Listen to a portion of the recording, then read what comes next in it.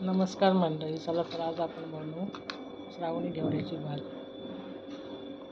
श्रावणी घेवडा आहे, लांब असा भेटतो आपल्याला, ह्या महिन्यात जास्तच भेटतो आपल्याला. 4-5 किलो शेंगा आहेत. आपण निवडून त्याला मिठाच्या पाण्यात टाकून स्वच्छ 2-3 वेळा धुवून घेतलेले आहे.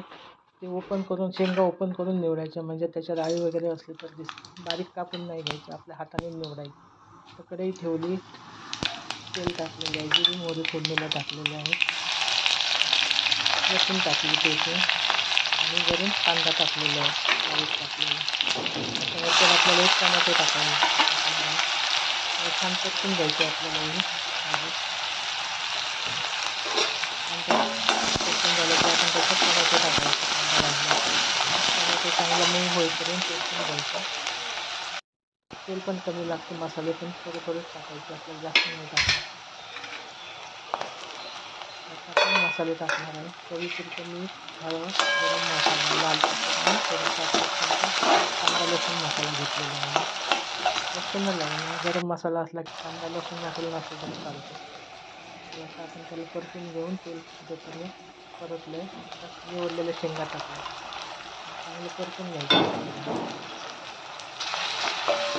छान लागते भाजी. काही लोकांना आवडत नाही वासामुळे, करून दिली तर नक्कीच खाणार आहे. बघा छान लागते भाजी, नक्कीच ट्राय करून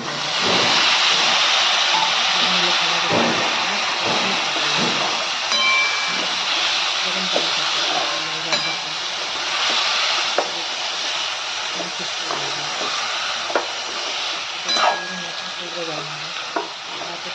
बारीक घेतलं शिजवून घेतली.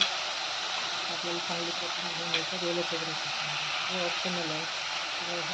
शेंगांचं पीठ टाकलं तरी चालतं, किंवा सुकं खोबरं टाकलं तरी चालतं, पण आम्हाला ओलं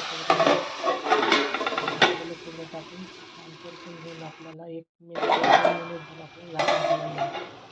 ही भाजी आपल्याला चपाती, भाकरी किंवा भाताबरोबर पसंतीला छान लागते.